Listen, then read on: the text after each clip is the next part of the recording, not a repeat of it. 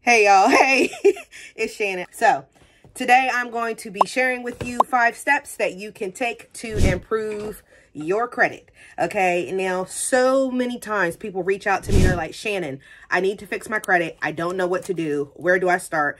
I even had somebody recently tell me that their credit score completely disappeared, which can happen. So it got me to thinking, hey, what can I give to people that's going to help them be able to position themselves where they can fix their credit quickly, get good information, and it's doable. All of these things that I'm going to share with you is something that you can turn around within 30 to 45 days. More realistically, 45 days. So make sure you grab a pen and paper and let's get started. I can't wait to share all this information with you.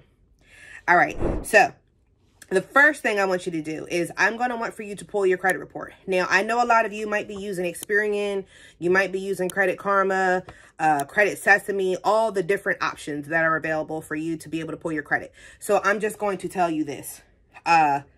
Choose one and go from there. I would not, most definitely would not use Credit Karma. I wouldn't use Credit Sesame. And not because I don't like them. And not because it's the whole thing of, is this a real score? Is this a fake score? It's a real score, just a different score model. So before we even go there, let's just go ahead and sum that up. You have FICO score, which is the one that mortgage lenders use. People use for business financing like SBA, car financing, things of that nature. Then you have Vantage score, which is what Credit Karma score is. Credit Karma, Vantage score was created from the credit bureaus. So it's a real score. It's just not a score that's used every day. Okay, so hopefully that clears that up. So I would recommend that if you're going to pull your credit report, that you pull it from something that's easy to read as a consumer, like Smart Credit, Identity IQ, My Score IQ. You can use Experian, but I find that it's not that easy to read when you're trying to do your credit repair. So if you're looking for something that's completely like user-friendly, my first choice for you is going to be Smart Credit. Got it? Great. So pull your credit report. This is going to be something that you're going to have to commit to use. It's going to be about $20 a month, but if it's worth it to you, then hey, go with it. All right. So the first thing you're going to do is get your credit report. You're going to want to pull it from Smart Credit. Plus, let me say this too. Credit Karma doesn't include all 3 bureaus. It only includes 2. You're going to need to dispute all 3 bureaus because you don't know. And we'll get to that a little later because I'm going to give you a special tip on that too. Okay, so make sure you stay till the end because we talk about credit bureaus a little later in this video. So once you get your credit report, I want you to sit down and actually look at it. Whether you have to print it or whether you just look at it on the screen. I want you to sit and I want you to read it. I need you to read it because you need to make sure that the information that's there is accurate and that it's you. I didn't become Shannon Payton until I became married. When I became Shannon Payton, I became the same identity as several other women. All right? So you're going to want to read it. When you're looking at your credit report, you want to look for errors. There are certain areas that you're going to want to zoom in on. And I'm going to go back to kind of looking at the middle of the screen. So I don't know. Maybe not. I feel a little weird. Okay. So you're going to want to look for errors. Look at the personal information. Your credit report is going to have 5 different sections. Look at the personal information. Is it your name? Is your name misspelled?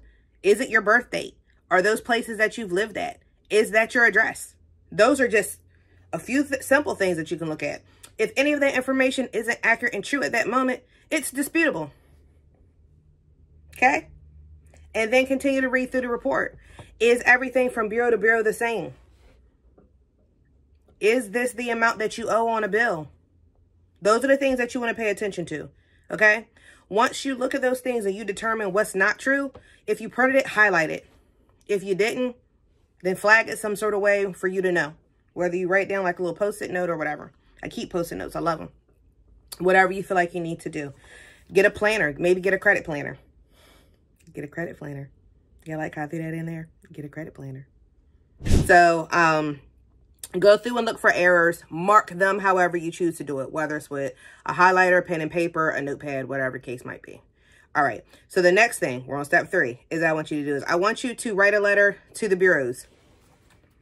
Not just TransUnion, not just Equifax, not just Experian. I want you to dig a little deeper. I want you to go to LexisNexis. I want you to look into ChexSystem. I want you to look into these other alternate bureaus because the credit bureaus are pulling the information from those.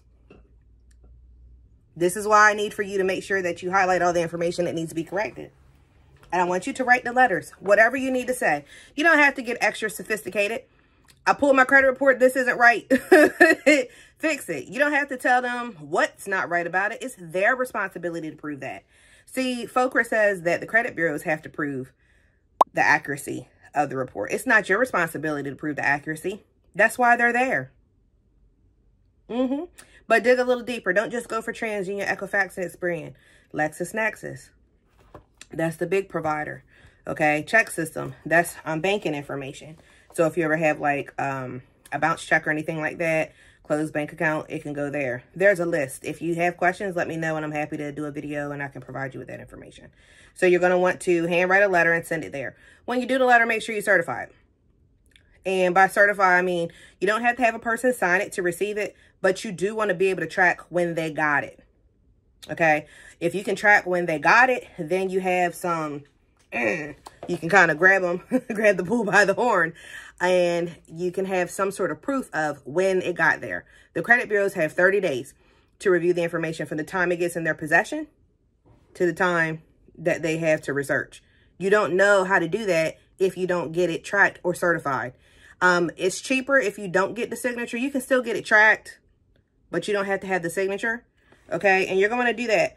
Now, once you do this, you're going to keep repeating this until the desired effect is there on your credit report.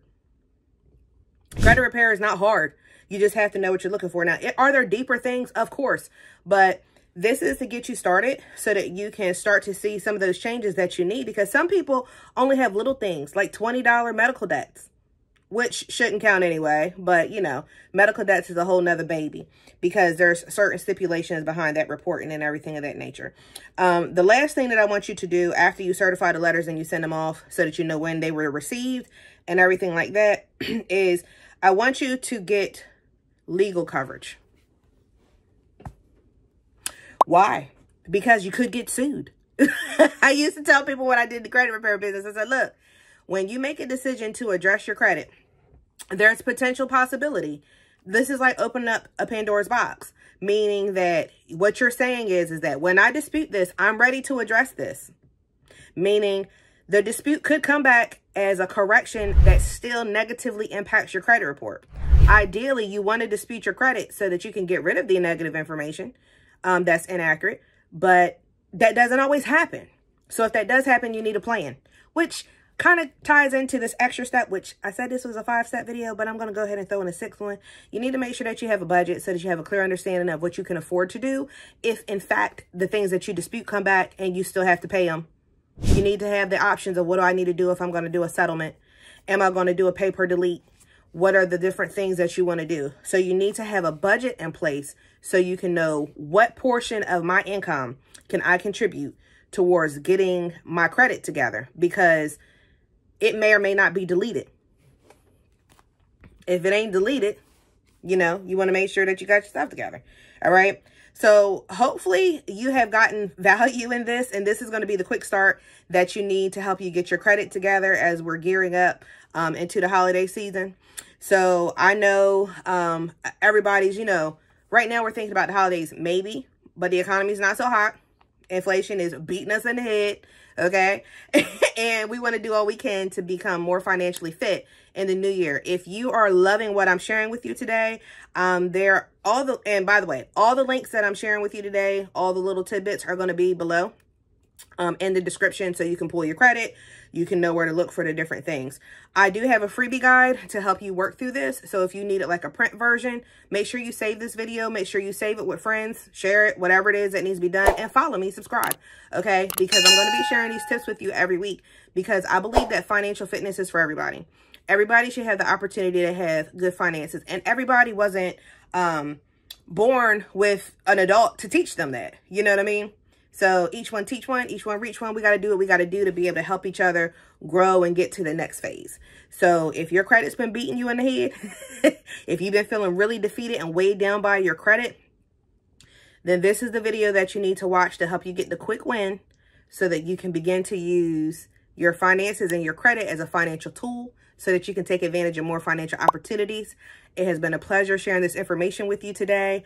I hope that you guys do join me and follow me along so that we can help you get where you need to get. And if you have any questions, make sure that you drop them below. I'm going to be looking and I'll make sure that I answer them. And you never know, your question could be my next video. So there's no dumb question. My mom used to tell me that all the time. There is no stupid question other than the one that you don't ask. You don't know what you don't know. Right?